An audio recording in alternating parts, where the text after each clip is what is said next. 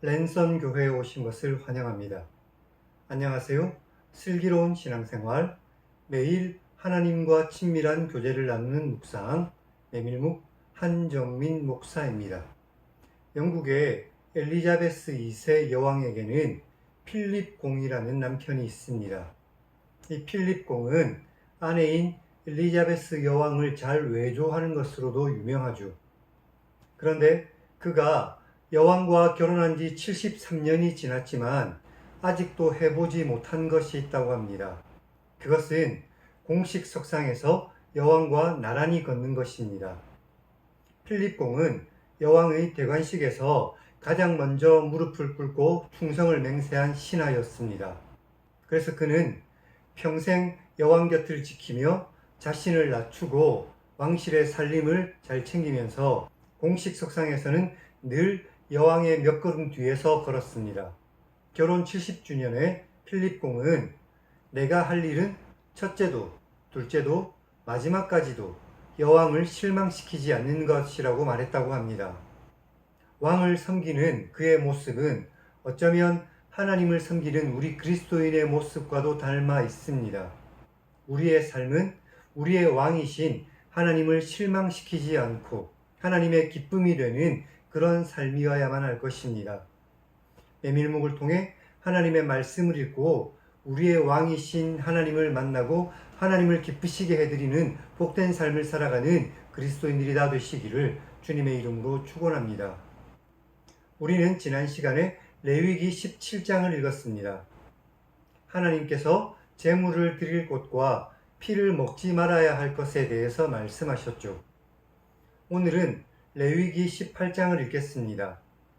하나님께서 가증한 풍속을 따르지 말 것에 대해서 말씀하셨습니다. 그럼 성경을 읽겠습니다.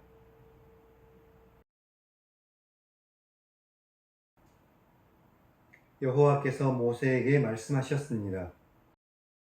너는 이스라엘 자손에게 말하라. 나는 여호와 너희의 하나님이다. 너희는 너희가 거주하던 애굽 땅의 풍속을 따르지 말며 내가 너희를 인도할 가나안 땅의 풍속과 규례도 행하지 말고 너희는 내 법도를 따르며 내 규례를 지켜 그대로 행하라. 나는 너희의 하나님 여호와다. 너희는 내 규례와 법도를 지켜라. 사람이 이를 행하면 그로 말미암아 살 것이다. 나는 여호와다. 각 사람은 자기의 살붙이를 가까이 하여 그의 하체를 범하지 말라. 나는 여호와다. 내 어머니의 하체는 곧 내 아버지의 하체이니 너는 범하지 말라. 그는 내 어머니이니 너는 그의 하체를 범하지 말라. 너는 내 아버지의 아내의 하체를 범하지 말라. 이는 내 아버지의 하체다. 너는 내 자매 곧 내 아버지의 딸이나 내 어머니의 딸이나 집에서나 다른 곳에서 출생했음을 막론하고 그들의 하체를 범하지 말라. 내 손녀나 내 외손녀의 하체를 범하지 말라. 이는 내 하체다. 내 아버지의 아내가 내 아버지에게 낳은 딸은 내 누이니 너는 그의 하체를 범하지 말라.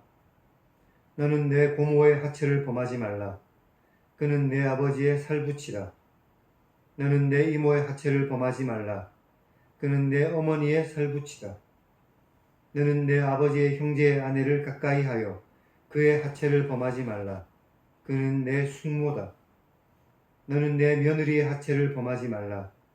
그는 내 아들의 아내이니 그의 하체를 범하지 말라. 너는 내 형제의 아내의 하체를 범하지 말라.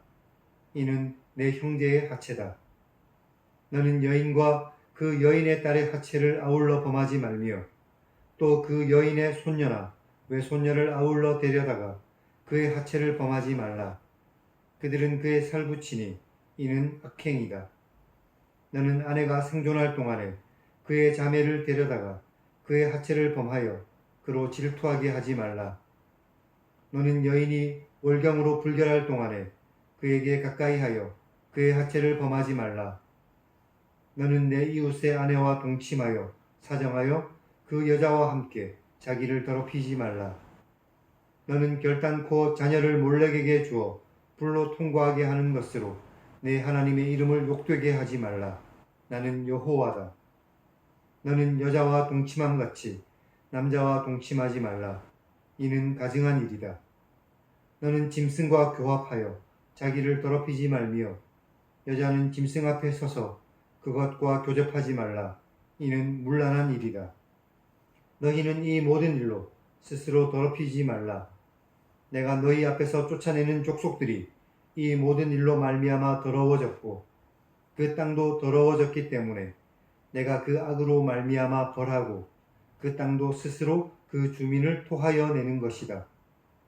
그러므로 너희 곧 너희의 동족이나 혹은 너희 중에 거류하는 거류민까지도 내 규례와 내 법도를 지키고 이런 가증한 일에 하나라도 행하지 말라.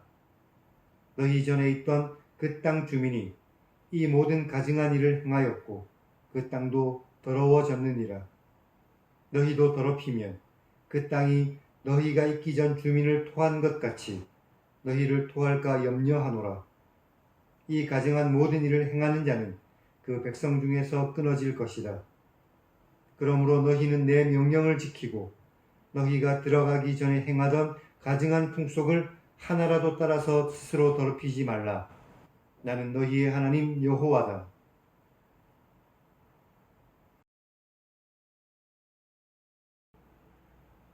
오늘은 여기까지 읽었습니다.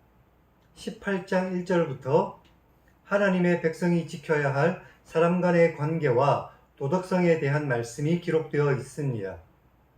이스라엘은 정말로 비도덕적이었던 가나안 사람들과는 전혀 다른 구별된 삶을 살아야만 했습니다. 18장부터 26장 사이에 나는 여호와니라 라는 말씀이 무려 47번이나 등장합니다. 이스라엘 백성들이 거룩한 삶을 살아야 하는 이유는 그들의 하나님이 여호와이시기 때문입니다. 마찬가지로 그분이 우리의 하나님이시기 때문에 우리는 거룩한 하나님의 백성답게 살아가야만 하는 것이죠. 5절을 보면 하나님의 규례와 법도를 지키는 사람은 살 것이라고 말씀하십니다.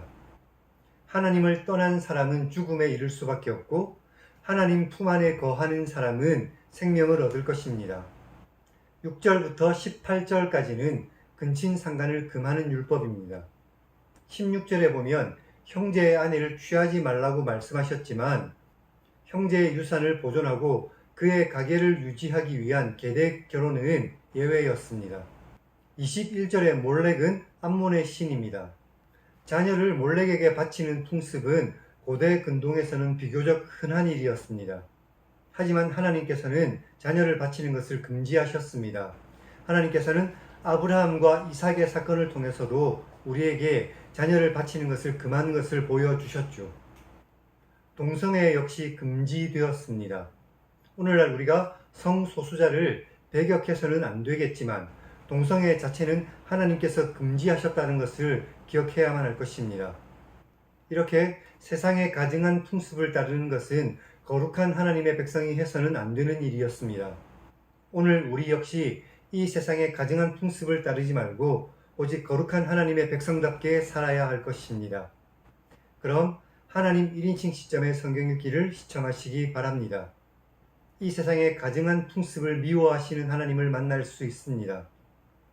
이 세상 속에서 모든 가증한 것들을 버리고 오직 거룩한 하나님만을 닮아가는 복된 우리 모두가 되기를 주님의 이름으로 다시 한번 간절히 축원합니다.